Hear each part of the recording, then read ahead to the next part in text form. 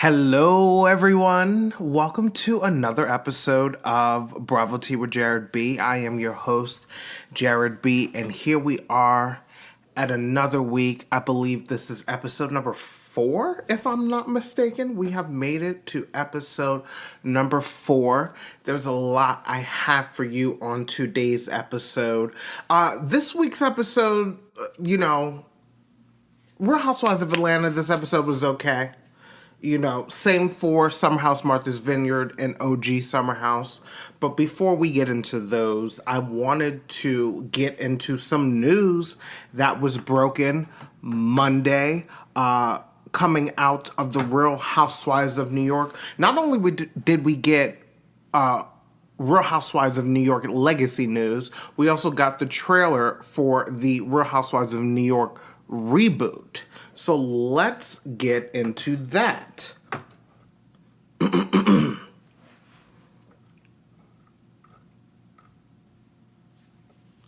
NBC Universal, so I'm reading this article from Variety, which is basically an industry magazine. NBC Universal has officially shifted its The Real Housewives of New York legacy series to an ultimate girls trip format that will stream on Peacock, featuring former housewives Kelly Killoren Ben-Simone, Luann de Lesseps, Dorinda Medley, Sonia Morgan, Ramona Singer, and Kristen Taekman as its cast. Now, if you don't remember Kristen was on season 6 and season 7 of The Real Housewives of New York. The article says, after a low-rated 13th season and an influx of conflict, Variety broke the news that The Real Housewives of New York would be revamping its format in a 2-part strategy.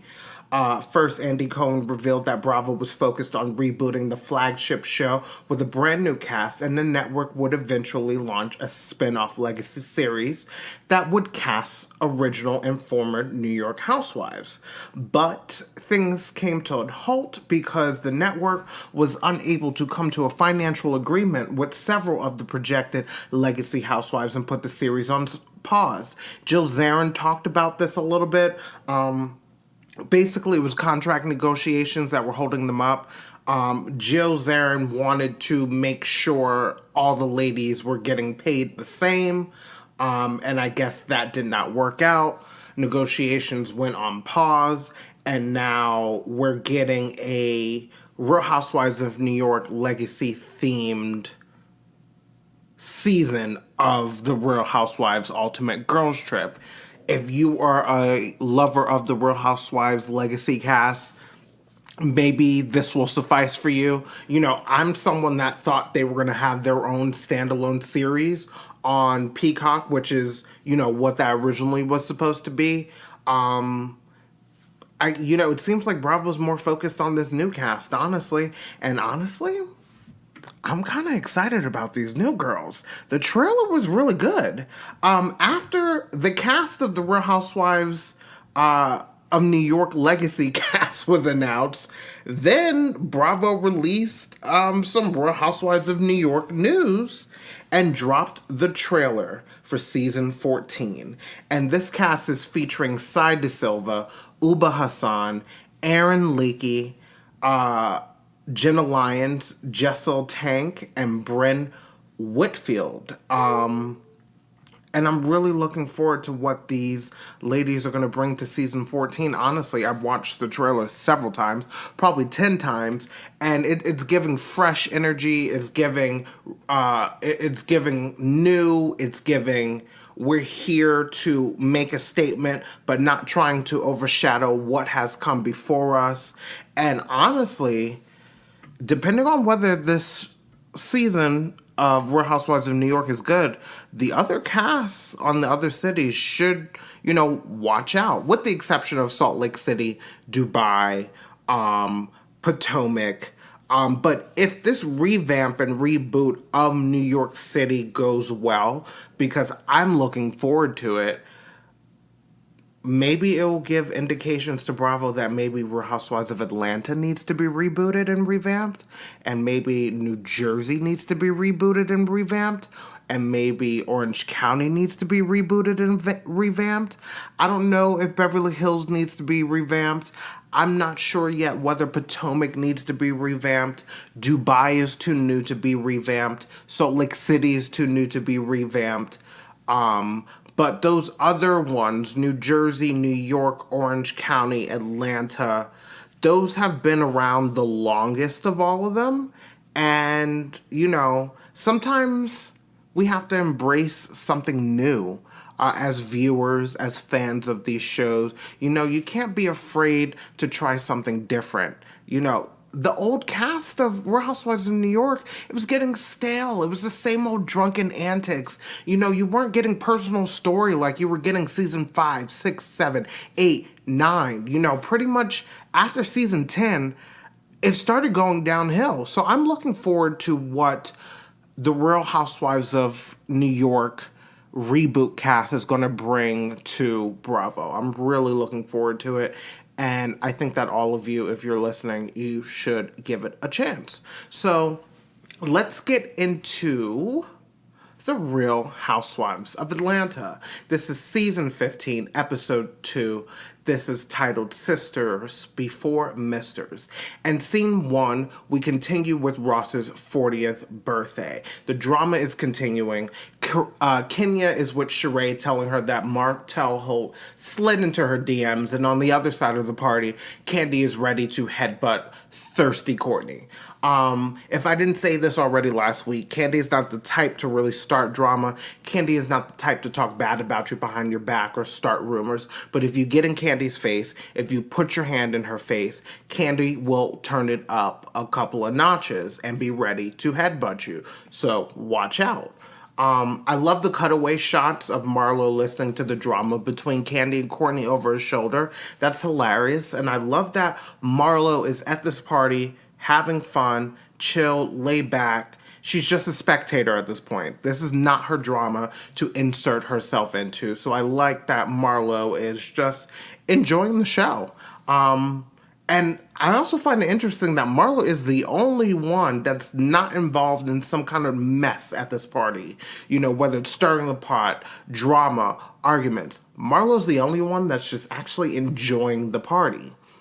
So then we get to all the ladies gathered off to the side from the party discussing the drama between Courtney and Candy. And then the discussion of Martell sliding into Kenya's DMs comes up.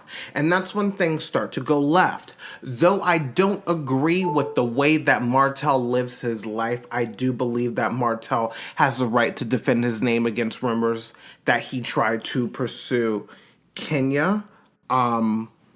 I don't see anything wrong with him defending himself. Martell does not know this, but if you're a boyfriend, partner, fiance, or husband of a Real Housewife of Atlanta, but really any franchise, you will have to defend yourself because some of these ladies will dig up dirt on you or put out rumors about you, about the husband, boyfriend, fiance, to use it against another housewife. And they do it a lot on Atlanta, and they do it a lot on Potomac, which I don't like.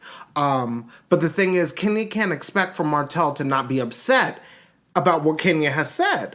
Kenya started it and got defensive when Martell started defending himself. And so Kenya, Kenya likes to stir the pot. Kenya likes to drop these bombs, but Kenya doesn't like to get the blowback when that happens. And Kenya needs to check herself on that. So we move on to the next scene, and this is the home of Drew Sidora. And watching this scene, I'm going to be honest, I did not notice that Drew was not in the season premiere until I saw her husband Ralph at Ross's 40th birthday party. In the scene, we have Drew returning from Chicago after visiting her father, who is suffering from Alzheimer's. This explains why Drew wasn't in last week's episode. I take back my judgment against Ralph because I was questioning why he wasn't by his wife's side when she has a family emergency, because in my mind, if it's his wife's family emergency, it's Ralph's family emergency. But now we know that Drew had to go to Chicago to tend to her family, and I actually forgot that Drew is originally from Chi-Town. Drew and Ralph are having a conversation, and Drew talks about wanting to pursue music. Now, if you know Housewives, then you know Housewives love to launch a music career on these shows. We have Kim Zolciak with Tardy for the Party, Countess Luann with, Chic C'est La Vie and Money Can't Buy You Class. Melissa Gorga. Erica Jane had a music career prior to being on Beverly Hills, but she definitely on her earlier seasons was using the show to promote her Erica Jane persona. And then we also have Candace, that's on the Real Housewives of Potomac, pursuing a music career. And now we have Drew. I'm sure I forgot a couple of housewives and their music passions, but these are the most recent ones that come to mind. Even though Drew can sing, that doesn't mean that she should. Like, we have to ask ourselves as viewers, and maybe Drew needs to ask herself, who is going to buy and stream your music, Drew? Are you the viewers going to stream Drew's music? Do you care about Drew's music? I don't. I'm just saying, we got to be honest. And then we see Drew, she says in her confessional that Ralph and her are in a good place. And this is very interesting to see because if you haven't heard, Drew Sidor and her husband filed for a divorce a couple of days before the trailer for the new season came out. So I'm going to go to the People magazine article about her divorce. And in this article, it says Drew Sidor claimed that she could no longer take the blatant disrespect of her estranged husband, Ralph Pittman, according to court documents obtained by People magazine.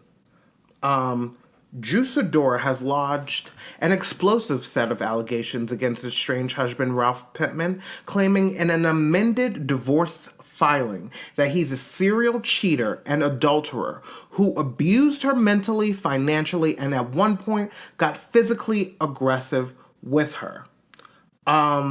She now, in her amended complaint, obtained by People and filed in Gwinnett County Superior Court on Wednesday, claims that she simply cannot take Pittman's continued blatant disrespect and mental abuse any longer.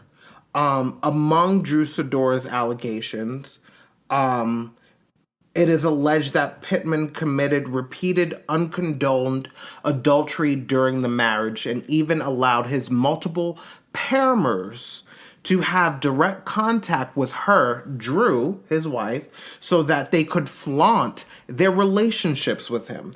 In one instance outlined in a complaint, Drew Sidor claimed that a woman had the unmitigated gall and audacity to screenshot and send sexting messages directly to her and Pittman. Once confronted with the text messages, Drew Sidor said her husband requested they attend marriage counseling, where he professed his love for her. Sidor went on to allege in the papers that her husband's cruel treatment had accelerated and gotten progressively worse last month. During one argument, Drew Sidor claimed that in the filing, Pittman allegedly grabbed her cell phone out of her hand, which caused her to fall to the floor. And then he literally peeled the phone out of her hand aggressively, she claimed. 911 was called, but the police did not show up, the document stated. And then later, Sidor obtained a new cell phone. So yes, this is very messy. This is what came out before the trailer of this current season of Real Housewives of Atlanta. And now we see Drew and her husband in a very good place. It's very noticeable. I noticed it. But as we see as the season goes on, things do not turn out well. So we get to the next scene. We're at the restaurant with Kandi and Sanya. And they're discussing the fact that they went to Disney together. And I like that Kandi and Sanya and their family spend time together outside of being on the show. Why do I say that? One of my biggest criticisms of the Real Housewives of Atlanta is that it doesn't feel like this cast has a genuine friendship and rapport, and there are times where it feels like the only time they're together is when it's time to film the show. And that's not fun to watch because the foundation of the Real Housewives is female-driven friendships. And if these ladies are not really friends, what's the point of watching the show? So Candy and Sanya start discussing Ross's 40th birthday party. Sanya mentions that she met Courtney at Sheree's house and that Courtney was talking about her and called Candy ghetto. Now, what I don't think Sanya expected was Candy to ask Sanya if she defended Candy after Courtney started talking about Candy. And once Candy asked that, Sanya could not get her story straight. And then here comes the receipts, the clips played of Sanya not defending Kenya. Sanya. Candy invited you and your family to Disney, and you couldn't even defend your friend. And then when Candy called you out on it, you're lying and saying that you did defend her. And the receipts show that that's not true. So we'll see how that plays out with the rest of the season. We move to the next scene, and we are at Blaze, which is one of Candy and Todd's restaurants. I have not been to Blaze. Now, Todd starts talking about opening more restaurants. If you don't know, Candy and Todd have a couple of restaurants in the metro Atlanta area. They have OLG, which stands for Old Lady Gang, and their restaurant Blaze. Like I said, I have not been to any of them, but I think some people in my family have. Todd wants to open a Mexican restaurant called Olay OG. I don't know. And then Todd wants to also open a pizza place named after their son, Ace. Now, Todd mentions that the motivation to open all these restaurants is to make money so he can self-fund his own TV and film productions. I think that's a great thing. Ownership of creative content in film and television is important. However, if I were Todd, I would focus on making sure all the restaurants I currently have are doing well before opening more. Because as we see, they're about to go through a tasting menu because Blaze is not really doing that well.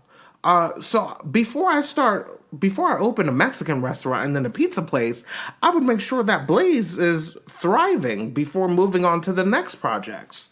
So then Candy's cousin enters the scene as they're about to taste the new items on the menu, a producer interrupts the scene because what's not being talked about after Candy's cousin enters is the fact that Candy's cousin was shot by an intoxicated and disgruntled employee at one of their restaurants here in Atlanta.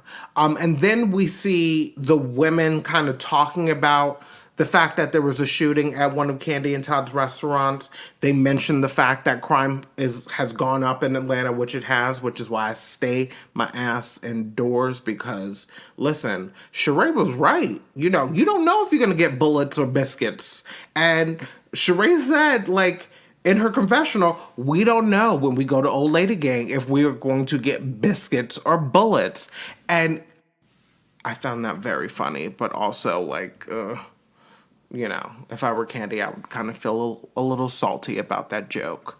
Because in that moment, you want your friends to be supportive. And in that moment, Sheree decided to give a shady joke. But I understand the fact that Candy and Todd don't want to discuss what happened at the restaurant because it's an ongoing legal issue. So we move to the next scene. It's a quick one. Kenya is at the PGA Superstore with her friend Akila. We find out Kenya is dating the CEO of Kill Me Crazy, which, wow, I've been to Kill Me Crazy, and good for her. Kenya is another housewife that hasn't had much luck with love, as we've seen that played out on the show over the past several seasons. And I have to say that Kenya Moore is her best on the show when she's happy. I like a happy Kenya. It is fun watching a happy Kenya. If Kenya is not happy, Kenya is bitter, Kenya is nasty.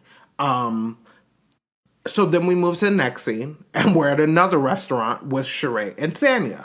Sheree feels like Kenya has a habit of labeling black men on their show as aggressive and abusive. If people don't know, Kenya has shared on the show a couple of seasons back that she was in an abusive relationship. And then we also saw that she dated this guy named Matt on the show, and he was a bit of a hothead, and he smashed the windows of her garage.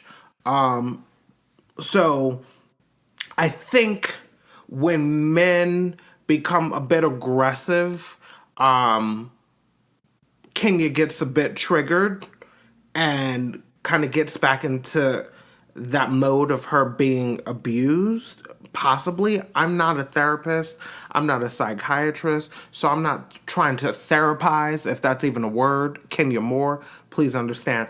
I'm not. So I can understand how Kenya feels like, some of these men get a bit aggressive with her. But Kenya also has to understand that she starts drama with them. You can't just start rumors about people on the show and then think they're not going to defend themselves and get upset. So we move to the next scene. Things are jumping very fast with the Real Housewives of Atlanta this episode. We get to the next scene, and we're in the studio with Drew and Ralph. And again, what is clear in the scene is that Drew and Ralph seem to be in a really good place. And I'm just very interested to see, I'm interested to see how this is all going to unfold on the show. And what's going to be the moment we start noticing cracks in the foundation.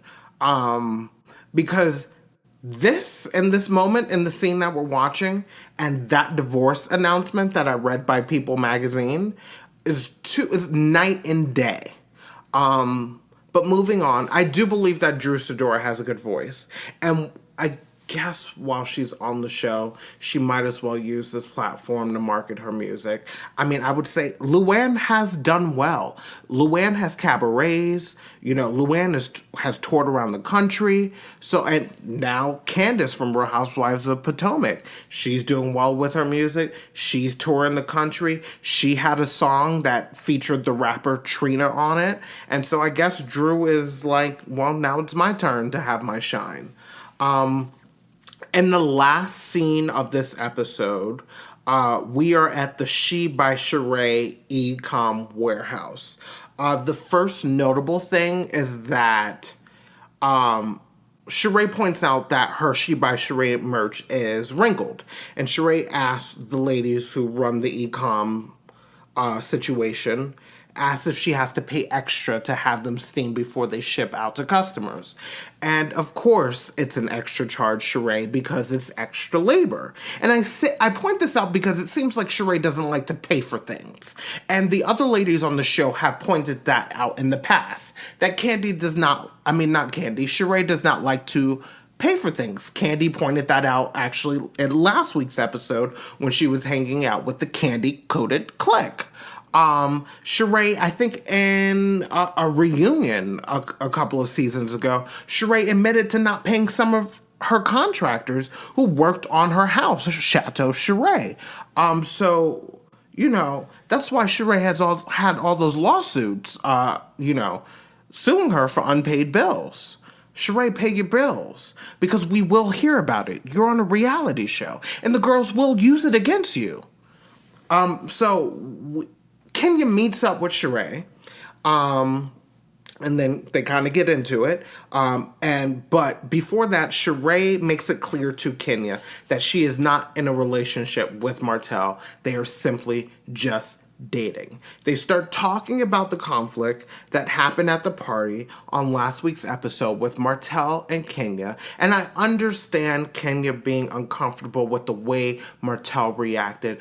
But again, I don't think Kenya realizes the way she comes at people. Kenya can be very messy. And these men, the husbands, boyfriends, and fiancés of these housewives, don't necessarily sign up for the show. They are there to support their women. But Kenya has no issue calling out the men and bringing up rumors about them. But then Kenya doesn't like the way they react to her. And it's like, Kenya, I said Kenda. You're slandering their name on national television. How do you not expect them to want to defend their name? But Martell is kind of different because I believe that Martell is dating Sheree because it benefits them both, not just Martell, for him to be on the show.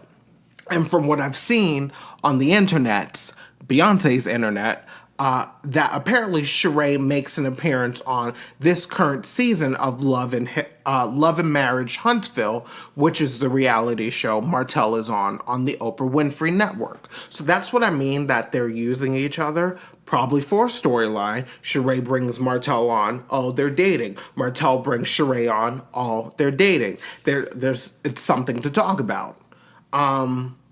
But I do believe that Kenya has to be careful with with her words. I think all of them have to be careful with their words. Sheree also needs to be careful with their words because because all of them on the show have brought up rumors about each other and about each other's significant others. And I don't think that these ladies realize how damaging that could be to someone's career, someone's life, someone's family, because there are going to be people that watch that believe it and then harass them on social media about it.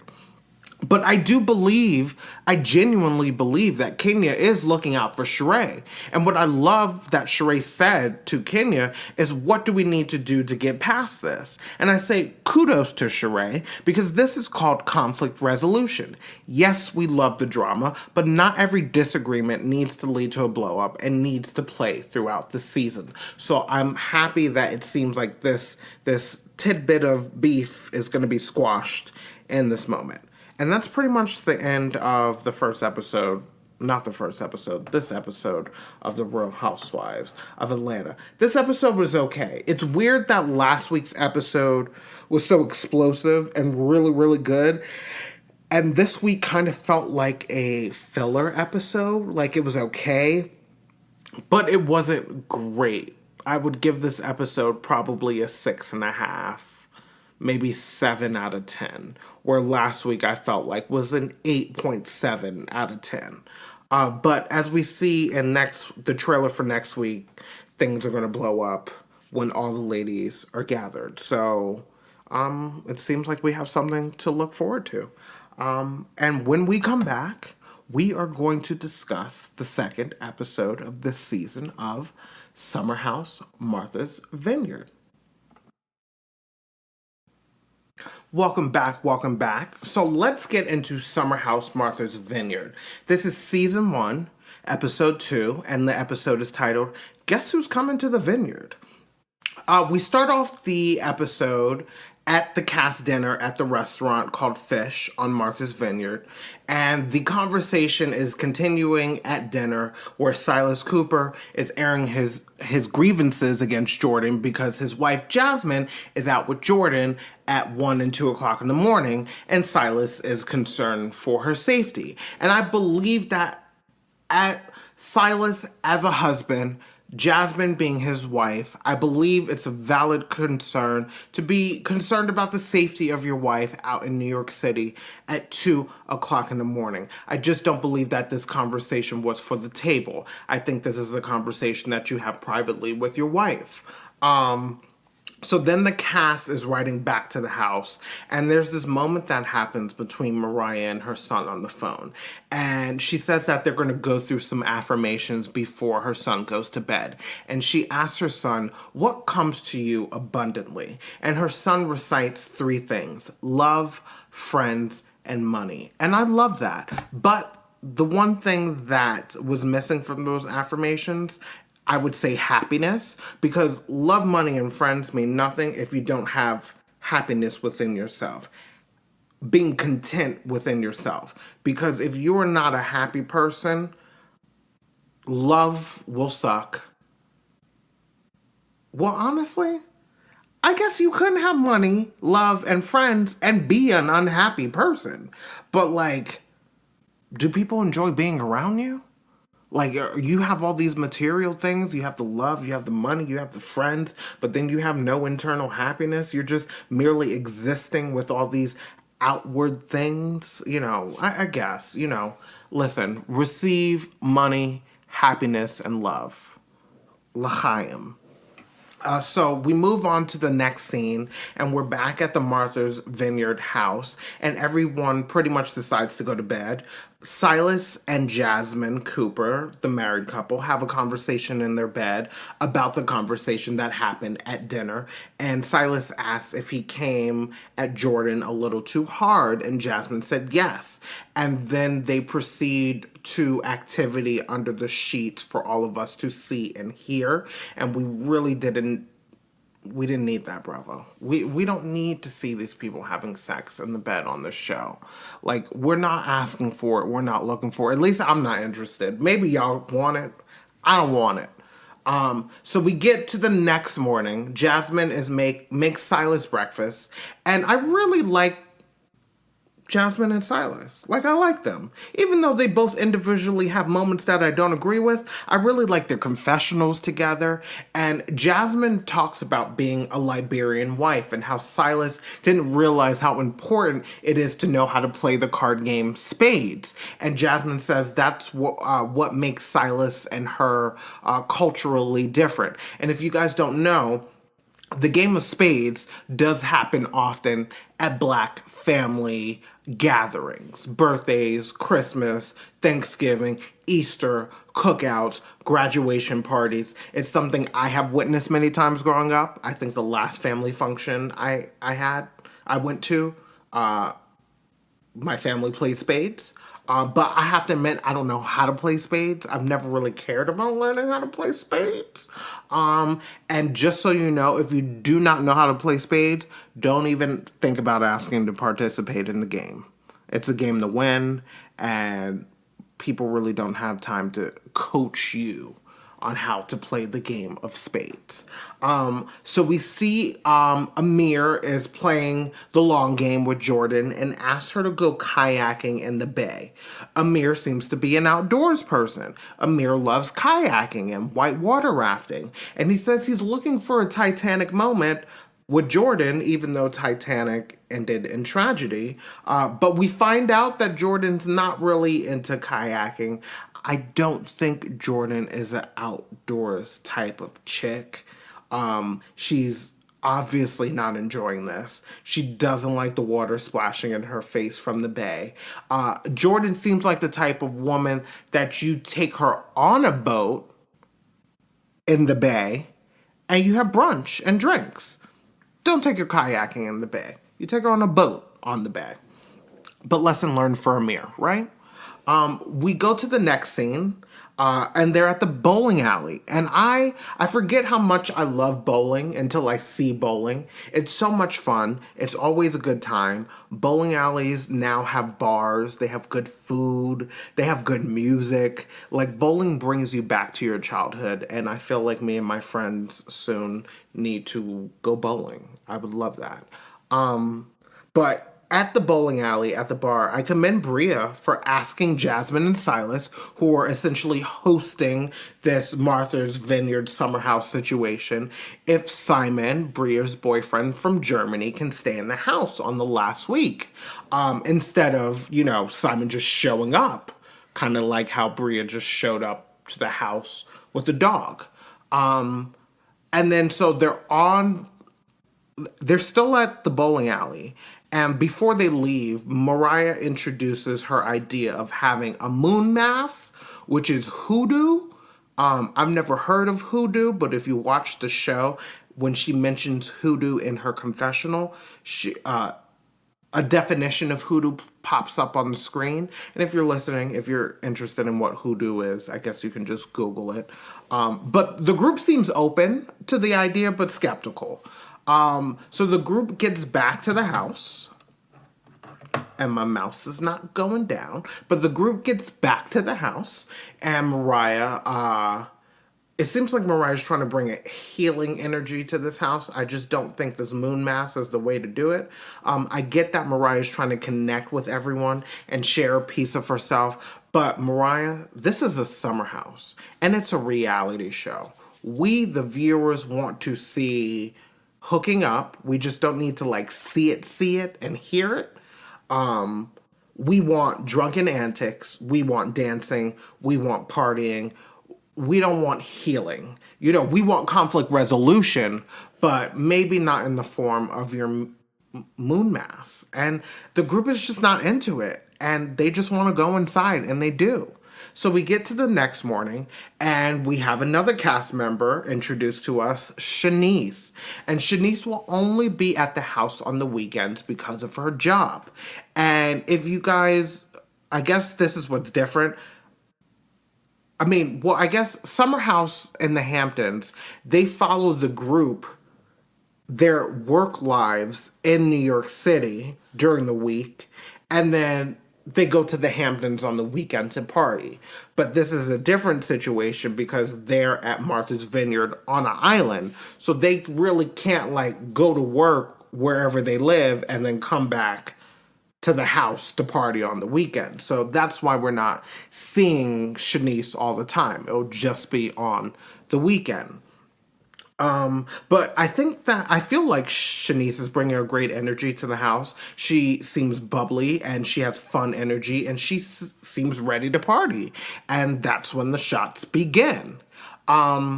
Mariah is getting the house towels out the dryer and notices Bria's dog's items are in the dryer too. And this is when things go south. Mariah confronts Bria as people are getting ready to leave the house to go out. And in this moment, I understand where Mariah is coming from. I think that how Mariah went about this was 100% wrong. I would not want the community towels to be washed or dried in the same situation as dog items. I don't even wash my clothes with towels and washcloths. So, why would I include towels and dog items in a dryer together? It just wouldn't happen. 1 + 1 is not equaling 2 in this moment. But I also feel like, why do people feel the need that they can just come for Bria? Is it because she's short? Is it because Bria's a quarter pint? This doesn't have to be a moment, and I felt like Mariah was trying to make this a moment, and then Mariah gets in Bria's face, which antagonizes her and shoves her away. And I'm starting to question whether Mariah can make it in this house, because after the group leaves, Mariah and Preston have a moment, and Mariah starts crying. And Mariah, in her confessional, says, she's away from her 4-year-old son. And if she's going to be in this house, it needs to be for a really good reason. Mariah, I'm not a parent. I don't understand what it's like to be away from your son. But this situation that you find yourself in on Summer House Martha's Vineyard with Bravo, if you use this moment right, if you come across the right way on the show, if the show is successful, this can not only benefit your life, but it could benefit the life of your son. You just gotta ride this out, Mariah. And I don't know if Mariah lasts the whole season, because in the official cast picture, you don't see Mariah. So I feel like Mariah's just like a friend of, or maybe Mariah eventually leaves.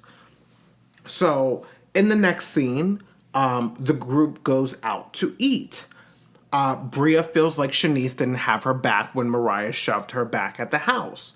But I'm glad this issue could be remedied with a shot of tequila, because I feel like tequila heals people. I love tequila. I can drink tequila straight, but I know my limits with tequila.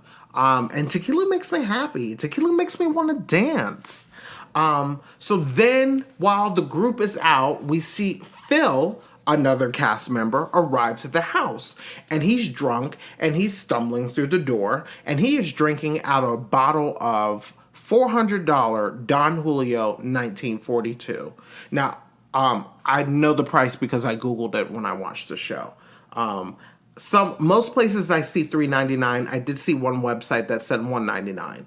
But my question is, did Phil drink that whole bottle of Don Julio 1942? Because in the house, it looks empty. Phil starts going around the house, lets the dog out of Bria's room. Now the dog is running around the house. Phil is chasing around the dog, and then Phil and the dog go down to the basement where he thinks his room is, but that's actually Nick's room. So I guess Bria promised to save Phil a room for when he got to the house. But here's what I'm going to say. I don't think that you can claim rooms before you get to the house. Like I said last week, this is a first come, first serve situation. If you want the room that you want, you show up early. Because if I am in a group situation with people and I want the room that I want, I'm going to be one of the first people to show up to the house. And guess what? Exactly where Nick chose a bedroom is exactly where I would choose a bedroom. Downstairs, away from everyone, with a bathroom to myself. So kudos to Nick for grabbing that room. Bad on Phil for thinking that room's his when he's just entering the house like 3 or 4 days later. Also, we're going back and forth between Phil entering the house and the rest of the group in this club/bar where there's like 10 people and a bunch of older ladies just dancing and twerking. And Preston and Mariah are ready to leave and meet up with the group. And before they leave, Phil decides to do something very juvenile, and I think like what he did lacks character, and it was a bit trashy. Phil decides to take a shadoobie in Nick's bathroom. If you don't know what shadoobie means, he defecated in Nick's bathroom and didn't flush the toilet on purpose. So Phil was mad that Nick was in his supposed room, and Phil decided to leave a stinky dookie in the toilet for Nick to find when he came back. So the group is now back all together at this dance bar place, and Phil tells Nick that his stuff is in his room and that he pooped in his bathroom. And Nick is not really taking this seriously, and it was funny. Nick was like, how can I listen to this man where he's dressed up in a 90s tracksuit? Like, is this a Nietzsche? If you don't know what a Nietzsche is like an urban clothing brand. And so I lost my place with my notes. We see that Alex and Shanice are vibing. Bria is mad at Mariah. Mariah is there. Mariah hasn't apologized to Bria. No one's telling Mariah that how she acted about the dog stuff in the dryer was unnecessary. And Jordan made it known that Jasmine needs to gather Mariah and say something. And I agree with Jordan, because Jasmine, you are one of the hosts. So, and Mariah is your good friend, so it's your duty to squash this. I really like Jordan. Jordan's not afraid to make her opinion known. And I also like that Jordan acknowledges that Amir is attractive, but Jordan also says that Amir is going to have to work harder to get her attention, because it's more, looks don't mean anything to her. She wants more. She wants substance. She wants depth. And I like that about Jordan. I like Jordan. So they get back to the house, and Nick discovers the defecation in his toilet. Nick comes back and tells Phil that you need to go flush the toilet. Then Phil says something really weird, comparing not knowing the room assignments to people in the South not knowing slavery was abolished. And I just think that was a very ignorant thing for him to say. I think he was trying to be phony in the moment, but the truth of the matter is you defecated in someone's toilet, in someone's room, kind of claiming your spot and your space, and you're coming in this house with, your energy is busted, all out of whack. But I will say, Phil did kind of make this episode worth watching, because it was a little boring. It kind of felt like another filler episode, because we see this episode ends when Amir steps up to Phil, because then Phil insults Preston about his shirt being a little too tight. And then that's when Amir steps in, and then that's also where the episode ends. So, of course, they're going to drag this out to next week, and we will see. It'll be to be continued, and we will watch this altercation play out. This episode was okay. If I were the producers, I really would want to make the first three episodes of the show really stand out, and bring viewers in. It wasn't the best second episode of a new series, but I'm going to give this episode a 7.4 out of 10. It was okay. And I'm invested. I'm coming back next week. And then when we return, we're going to discuss Summer House. This is Summer House OG that takes place in the Hamptons. We'll be right back.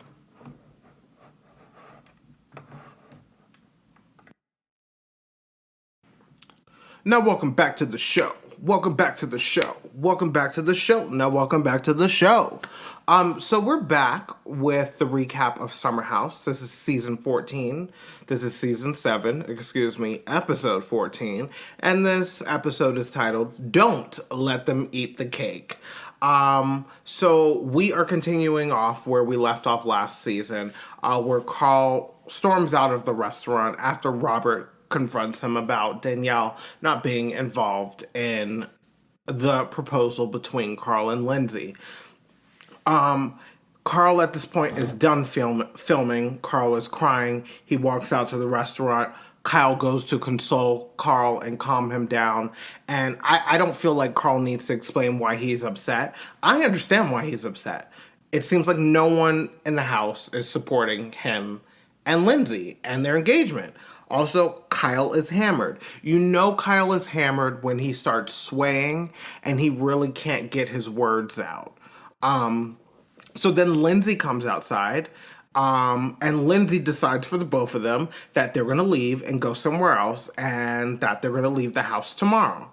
Kyle goes back to the group after Lindsay and Carl leave to update them on what happened, and Kyle lets them know that Lindsay said that they're going to go to Southampton Social where they actually have friends. I don't know if Kyle knows this, but he is stirring the pot. And Kyle does it really well. It's very subtle. Like, Kyle is moving story. He's moving things along with the show. He doesn't know that he's creating drama.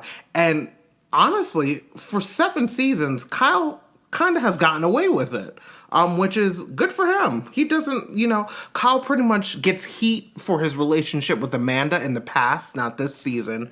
Kyle doesn't get blamed for starting drama. But in this moment, I see that Kyle is kind of stirring the pot. Maybe not intentionally, but drunkenly, he is stirring the pot. We see like a moment between Craig and Sierra.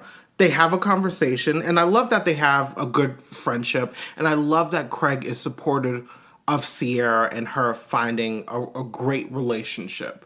But I hate to say this. I don't know if anyone noticed, but I kind of feel like Craig and Sierra have better chemistry than Craig and Paige. You can feel it through the screen. Like, they seem to be simpatico and kind of want the same thing out of relationships. They're both romantic people, and Paige is not that girl. Wouldn't it be a scandal if we found out that Sierra and Craig were fooling around behind Paige's back? I probably would not think that, but because we have Scandival and Vanderpump Rules, I'm like, oh my gosh, what if Sierra and Craig, but Craig doesn't seem like Sierra's type, even though in this moment I feel like they have really good chemistry. So the gang gets back to the house in the Hamptons. And of course, Sierra, Paige, and Maya are in the bed. The room's a mess. The table in the room has cans, Burger King cups, French fry holders, glasses on the table. I could not live like that. This is why I would choose a room off someplace else from everybody else, because I can't live in that kind of chaos. What about the bugs? It's summertime, cockroaches, ants, all of that. And then they decide to push their beds together. If you are going to be in the summer house, please don't be in the bed. Party it up. like at this point, producers need to shake up this cast because I think Sierra Page and Maya are getting a little too comfortable, and Maya is way too comfortable because Maya girl, you have not brought much to this season. You have been forgettable this season. And I loved when you joined the show. I felt like you brought something. But this season, it feels like you're half in, half out. And choosing to have moments when it's most convenient. So we get to the next morning. Carl and Lindsay never came back to the house. Their room is empty, with the exception of their belongings. We see their bed is made.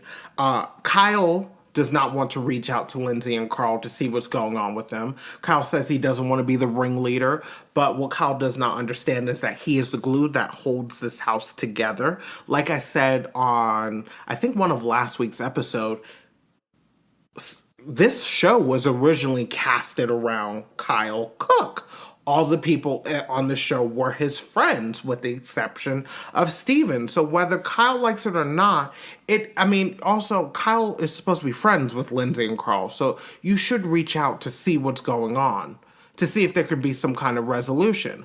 But we see them, Kyle, speak to Lindsay and Carl and Lindsay are over it.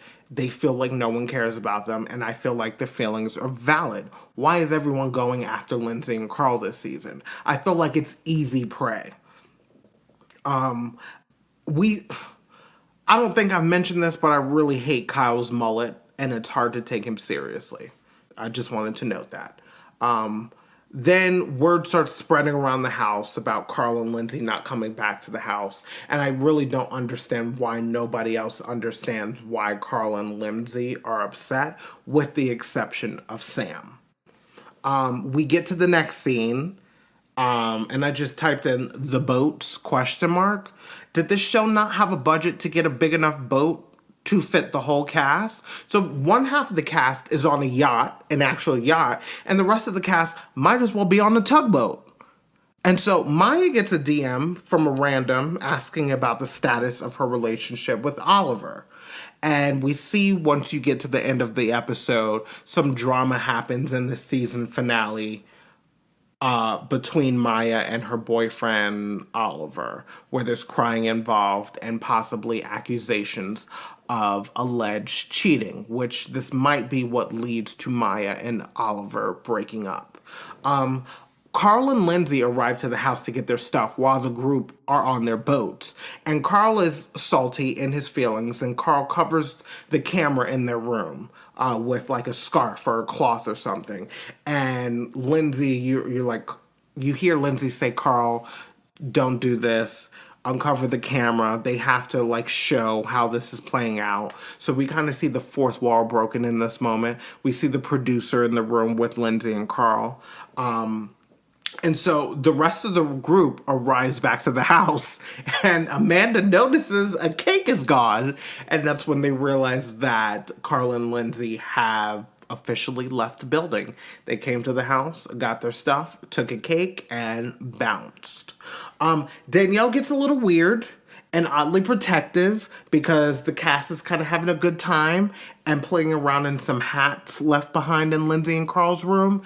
And I guess Danielle in this moment feels like the house is celebrating Carl and Lindsay leaving the house. And I feel like things are starting to sink in. Like Danielle really, I think, is starting to realize that things are really over between Danielle and their friendship with Lindsay and Carl. Danielle is still hung up about not being involved in an engagement, but claims in her confessional that she's basically loyal to the soil, but meanwhile could not just put on a happy face and be happy for her friend's engagement. Danielle says to Kyle that she knows that their engagement is not about her, but then makes it about her and how she feels again. Craig is blaming all the drama on Lindsay. What's Craig's beef with Lindsay? Because this is not the first time we've seen Craig kind of go after Lindsay or blame something on Lindsay. So then Craig and Corey set up a sushi dinner for the group. And, they just have a good old time. They laugh, they drink, and they play a little bit of sex charades. And after dinner, Craig gets emotional. He gets upset because Paige didn't notice that he was upset. The reason why Craig was upset, because Craig, I guess, realized at night that it was his mother's birthday, and he did not wish his mom a happy birthday. And Craig was upset and disappointed in himself about that. And I guess he expected Paige to run to him and console him. And Craig does not understand that Paige is not that girl. So then Kyle and Craig have a moment. Again, I mentioned Craig forgot to wish his mom a happy birthday. And I have to say, when Craig drinks, he is not his best self. Craig's emotions come out when he drinks, not when he's sober. Everything that's bottled up explodes, and that's when he kind of freaks out. Craig takes off his mic, throws it on the ground because he's upset with Paige, and then Paige starts throwing up, I guess, from the food. And then we get to the next day. The group is setting up for the last party of the summer, and Lindsay and Carl arrive back to the house in dramatic fashion. And that is the ending of this episode. So it seems like this week's episode of Real Housewives of Atlanta, Summer House, Martha's Vineyard, and OG Summer House are basically filler episodes that lead up to the drama next week. So next week is actually the season finale of Summer House OG. Next week is also the season finale this week is the season finale of New Jersey. And I believe this week is the season finale of Vanderpump Rules. So we have 3 shows ending this week. And even though I say they're ending, we also have the rumors. Not the rumors. Oh my gosh. What is with me? Okay, I'm going to be honest with you. I am violently ill. I have not eaten all day. All I've drank is water. I have a stomach bug or a stomach virus. I have been in the bed sick all day. And, please allow me to spare you the chronicles of my digestive system over the last 24 hours. But it has not been fun. I'm exhausted. I'm weak. I'm hungry, but my stomach hurts at the same time. I'm thirsty. So, I'm going through it during this recording. And honestly, I really wasn't going to record this week and put out... I wasn't going to record this episode. Or maybe record it when I feel better or felt better and release it on another day. But, I guess, the show must go on. Yeah, like I said, this week was a bunch of filler episodes. We have some season finales coming up. But we have reunions coming up. We have the reunion of Summer House OG coming up. We're going to have the reunion for Real Housewives of New Jersey coming up in the next couple of weeks. We're having Teresa's wedding special coming up.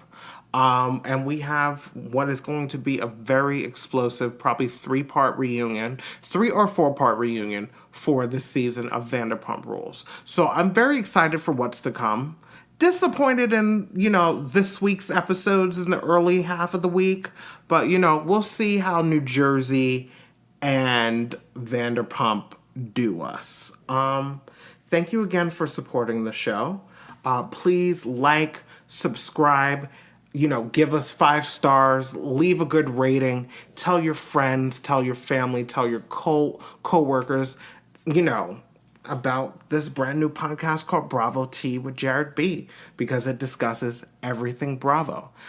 I hope you guys have a great one.